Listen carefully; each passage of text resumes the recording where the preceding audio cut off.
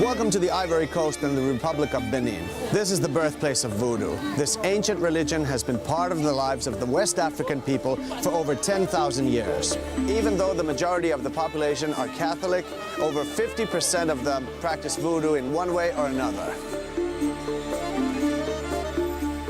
The rituals of Voodoo are mainly used to repel bad spirits and diseases. Voodoo is used for protection and healing, but it is believed that some people choose the path of witchcraft in order to do evil.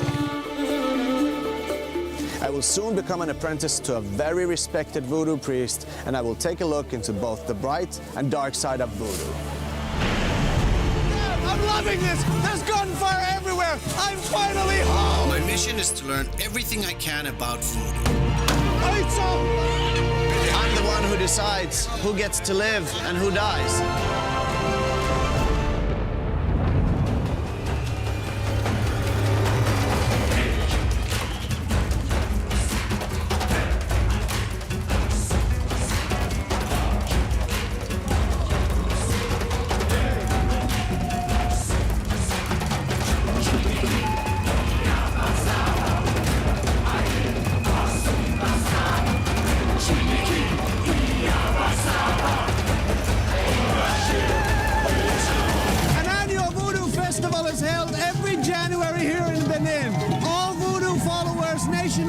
Participate and they dance in order to honor the gods, show their devotion, but most importantly, to make the gods happy.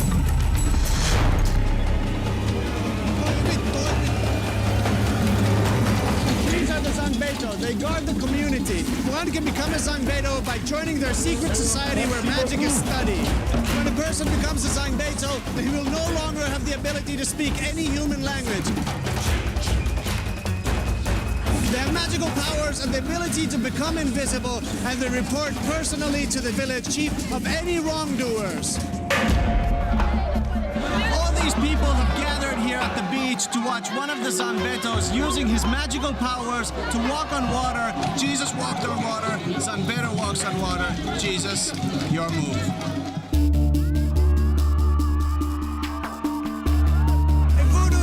And spirits of the ancestors control the living world and decide the fate of its people and communities. Voodoo is all about doing good. If the gods and spirits are happy, one can live a successful and healthy life. If you have done something wrong and angered the spirits, you have to apologize to them through sacrificial ceremonies. If the supernatural powers do not favor you, it is believed that you will face misfortune. You could become sick or even die.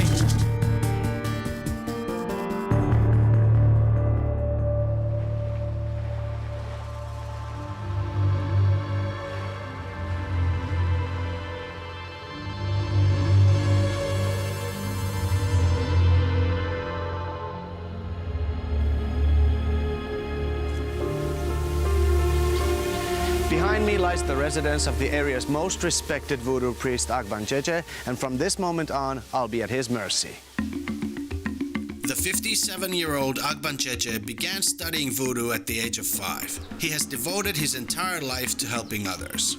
I am here to ask him to be my mentor.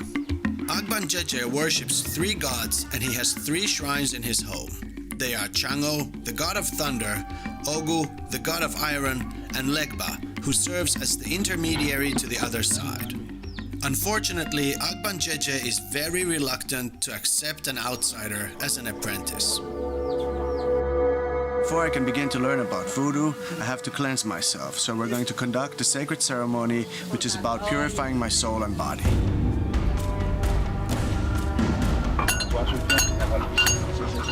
In the rituals of Voodoo, food and water are often offered to the gods and the spirits of the ancestors. Because of this, animal sacrifices are very common. The blood, flesh, and souls of the sacrificed animals are gifts to the spirits on the other side.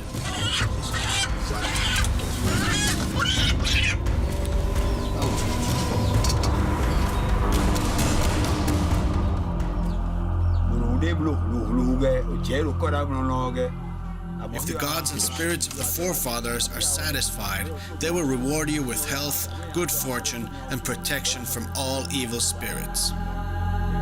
And I'm just trying to keep this whole thing together because I was light years away from my comfort zone. We were sacrificing animals, pouring alcohol and blood and milk and spit on the gods. And I'm holding the other chicken, and the chicken's heart is beating faster and faster. I can feel it in my hands. And he's probably sensing what's going on with his friend over there. He knows he's next. Agbanjeje places the feathers of the sacrificed animal in my mouth as a sign that all gateways to the other side are now open.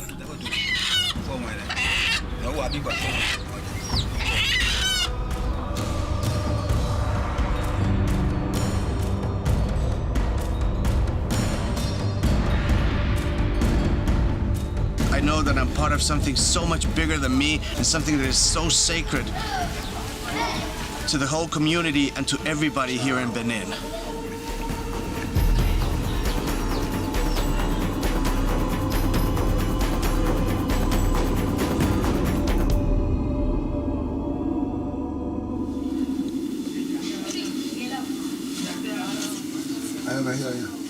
We're doing this because Voodoo is all about doing good. And good deeds make sure that good comes back to us.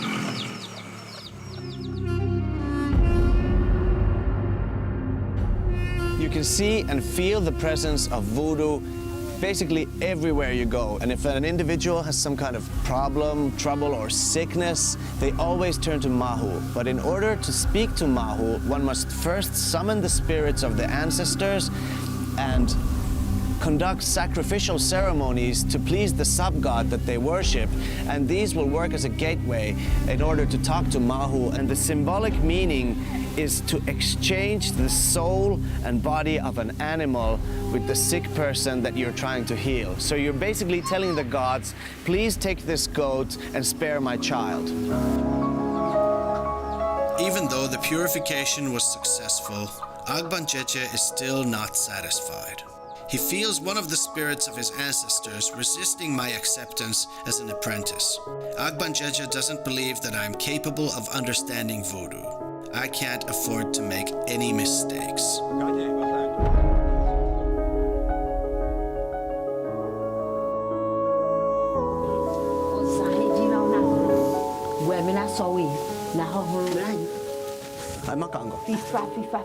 I did not understand one word of what I was just told, but this is my new room and this is my new bed. I'll be spending my nights here.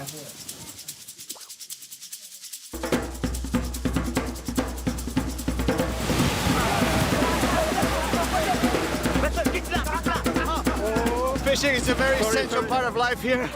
And right now we're drawing the biggest net on the planet.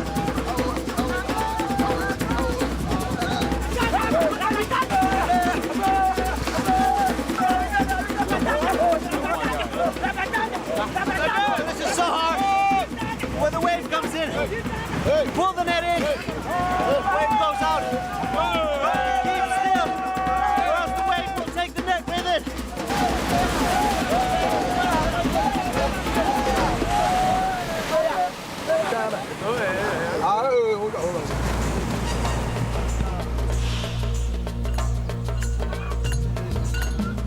My mentor Agbanjeje still won't let me take part in any voodoo rituals because he believes that the spirits of his ancestors do not accept an outsider.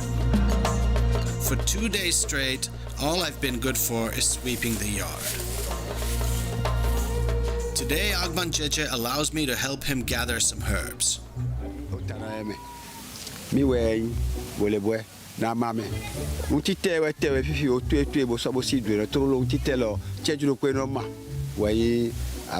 and plants play a very big role in Voodoo, and this is Agbanjeje's garden, where we collect all the necessities we need for our everyday potions.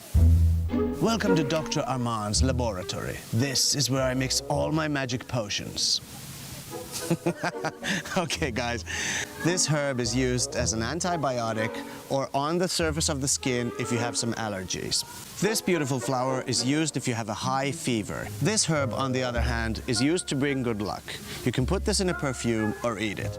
I think I might need some of this back home. This herb is used to clean your liver, or if you have B hepatitis, you can take the seeds from the flower and the leaves, boil them in hot water and drink. But you have to remember that Mother Earth is filled with herbs and plants that have healing power, and there's basically nothing you cannot cure with voodoo. Except AIDS, because that shit will kill you.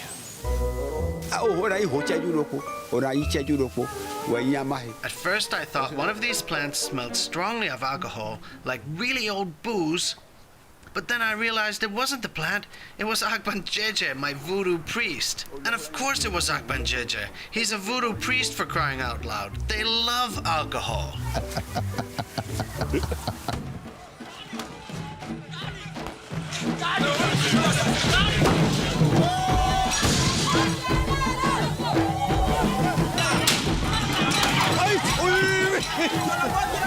Today, for the first time, I have been allowed to participate in Agbanjeje's work. To celebrate this, I join a carnival passing through the village. Oh, damn, I'm loving this. There's gunfire everywhere. I'm finally home. Oh. These girls dressed in black are the girls who just graduated from the monastery. And this is their graduation party.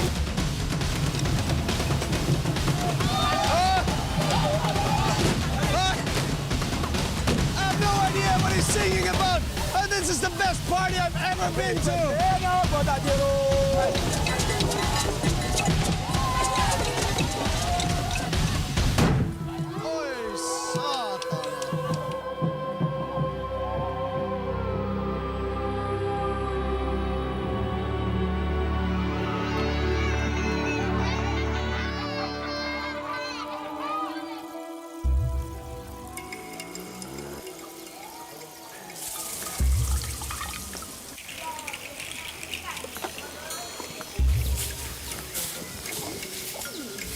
I have helped Agbanjeje collect herbs for 2 days. He seems happy with my work.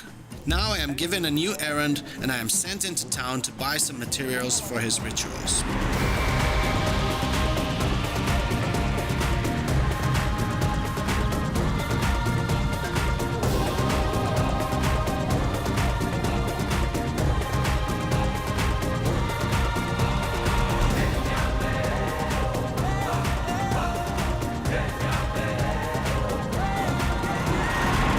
In here you can find snakes, monkeys, hippos, bats, alligators, basically any animal you can ever imagine. Is it real? This is a python. It is a very sacred symbol in the religion of Voodoo. And apparently it's not very fond of me because it's hiding its head. Different fetishes have different meanings, and I'll take you through a few of them. For example, a monkey head. A monkey is a powerful and intelligent animal. You can use this monkey to tie it on a talisman that will give you good luck, power, and intelligence on your project. The crocodile symbolizes power. You put this head on your family shrine, you make your wishes, and you become powerful. Then you have the chameleon. A chameleon is a good luck charm. You will grind this chameleon and mix it with the soap that you use to wash your body, and it will give you good luck. Okay, thank you. I was just thinking to myself that I've never seen so many dead animals in one place. And then I realized I'm full of crap, because all I have to do is go to the closest supermarket and I'll see just as many dead animals.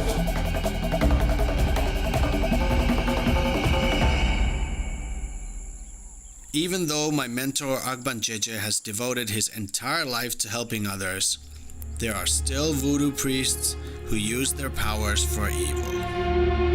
In these areas, there are also people who practice black magic.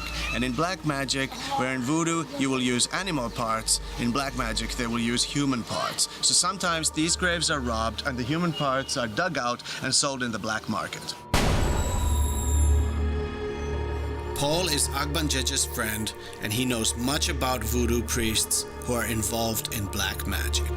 It's a secret society in which only the witches recognize themselves, they know themselves. Okay. Nobody will know who a witch is. You can never know a witch. I could be a witch now, and I'll be doing bad with you, but you'll never know. I think becoming a witch is those who are witch become witch because of jealousy. Yes. because maybe I build a house or I buy a car. So because of this jealousy, else he will try to practice his witch power on you to destroy your good luck. What are some of the bad spells that a witch can put on you? They could make you sick. Yes.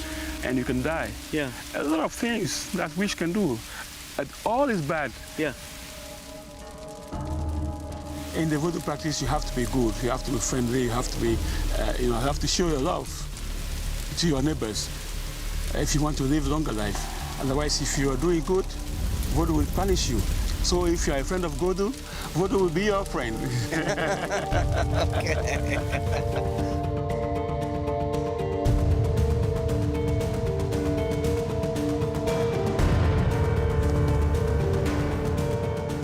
Agbanjeje is so satisfied with my work that he wants me to participate in a very important healing ritual. A local girl is extremely sick. Even one mistake in performing the ritual could make everything go wrong. I can't take part in this ritual without the blessing of the gods and spirits, and such permission can be asked only through a voodoo oracle.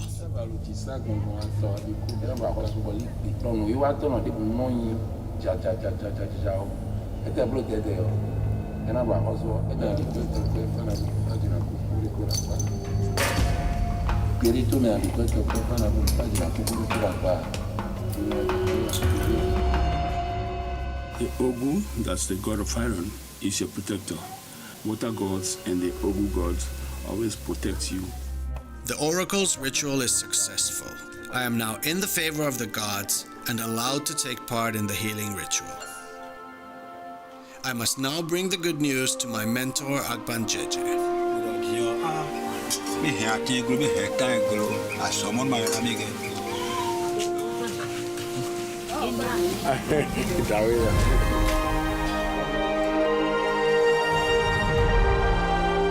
Agbanjeje seems to trust me now, and he sends me to the market to buy the sacrificial animals.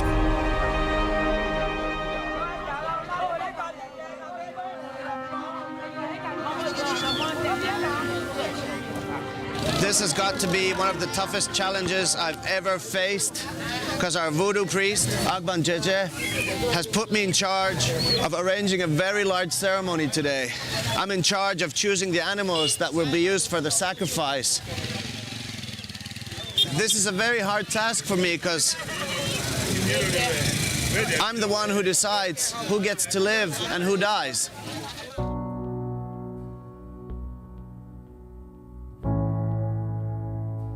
Today, it's this goat that gets to give its life to save the life of a sick young girl.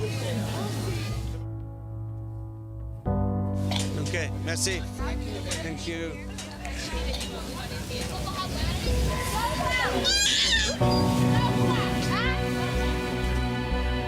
Come on, come.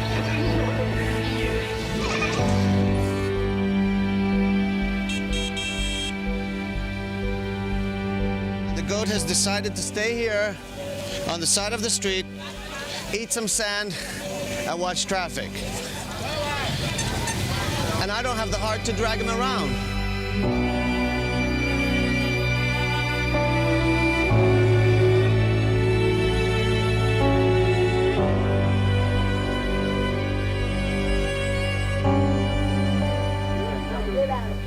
Two men, two. Come on. The sick girl Isoka has arrived to Agbanjeje's house. Isoka has been under a high fever for a long time, and she has lost too much weight. Her family is afraid that the fever and sickness might kill her. I will assist Agbanjeje throughout the ritual, and I can't make any mistakes, or else everything will go wrong. This is the water that will be used to bathe the girl and purify her after the offering.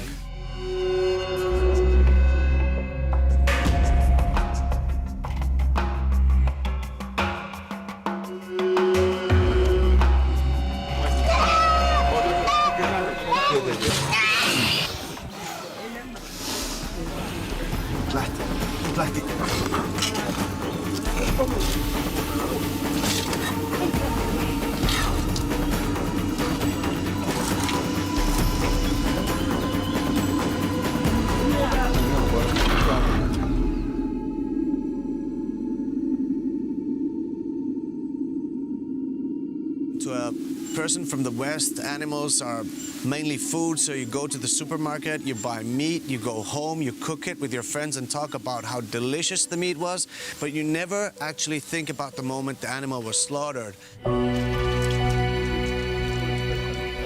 I really hope this will cure the girl. The fact that these people strongly believe in this magic might actually make a difference, because you can never underestimate the power of the mind.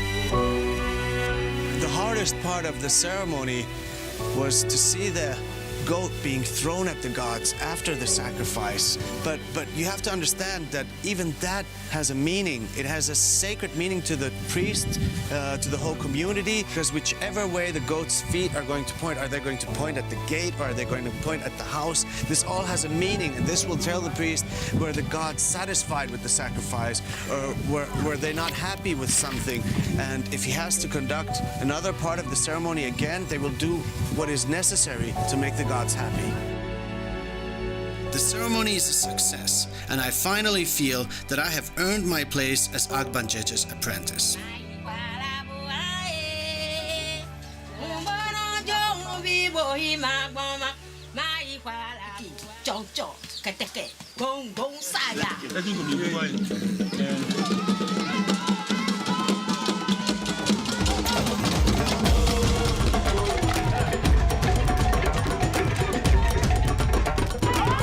Time in Benin is over. Both my mentor Agbancheche and his gods have accepted me in their Voodoo community. In Voodoo, the well-being of everyone is a priority, and that is why the entire village gathers to celebrate and pray for the girl. On this journey, I have learned how important religion and a functional community is to the well-being of its members. In Voodoo, it is extremely important to always do good, because the gods and the spirits follow your every move. They will reward you for being good, but they will also punish you for all your bad deeds. The celebrations, they're just so full of joy. There's the drumming, there's the music, everybody's dancing, everybody's happy. Everywhere you go, they embrace you, they welcome you, and they just want to be with you. Come and join us and party with us and have fun. And Voodoo is all about doing good, all about believing in karma and wanting to do good unto others so that good will be done unto you. I just love this here. If you ever come to Africa, it will steal your heart.